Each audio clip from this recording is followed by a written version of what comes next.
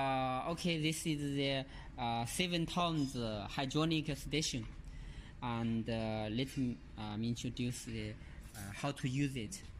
Okay, it's very easy. You just turn this knob. You turn it clockwise. You turn it clockwise. It's increase the pressure, and if you turn it anti-clockwise means decrease the pressure. And you can see the pressure at here. You can see the pressure at here. For this hydraulic station, the maximum pressure is 7 tons. So at 7, it will reach 100. You can see 100. But you only know this station by by placing the machine. When you have to placing the switch to make sure how many pressure it shows on the meter.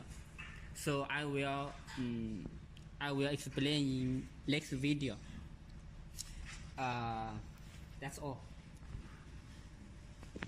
Let me plug on the hydraulic station and do the welding for you, and do the welding to check.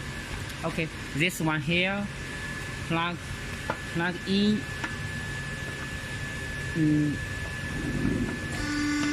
Okay, and